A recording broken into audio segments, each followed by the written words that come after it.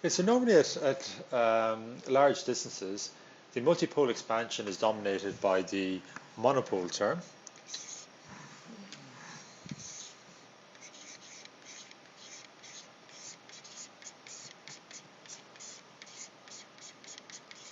Okay, so it kind of represents that of a point charge, Q all over R.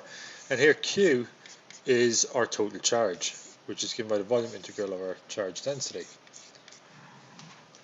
Now, what would happen if the total charge is equal to 0, as would be the case for a dipole? So if Q is equal to 0, then the multipole expansion is going to be dominated by the dipole term.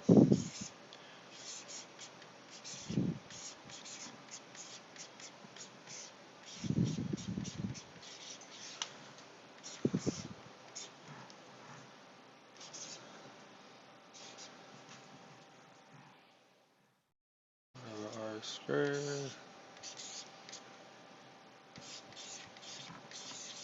cos theta prime.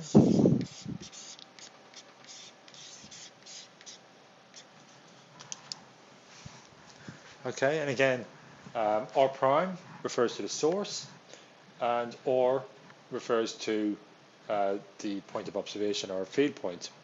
And theta prime is the angle between R prime and R. Okay, so it's the angle between our source and our field point. Okay, so now what we can do is we can write R prime cos theta prime as R hat dot R prime. R prime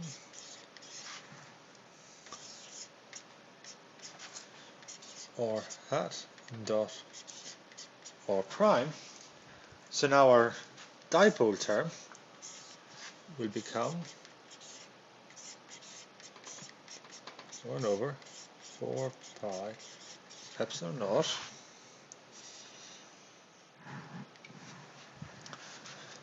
one over R squared. We have our R hat dot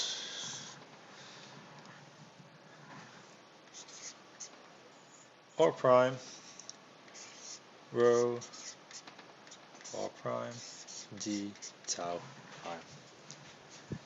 Okay. So now we see we've got an integral here that does not depend on the field vector at all. It only depends on R prime. And this integral is called our dipole moment. Okay. So our dipole moment, P, will just be equal to the integral of R prime rho R prime d tau prime. And what you can probably see from this integral is that this is going to be just the total charge times the distance. Okay, so our dipole now term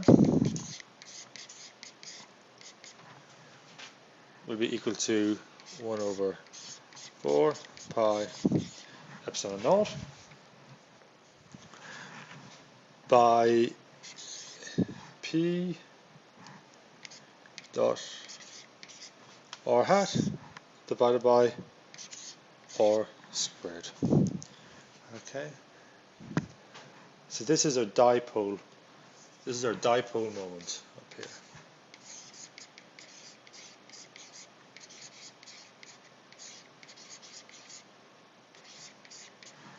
Okay, and now as I mentioned, we can write the integral of R prime rho R prime d tau prime as just being equal to the charge, which is Q times D. Okay, and where D is the distance from your origin to your charge.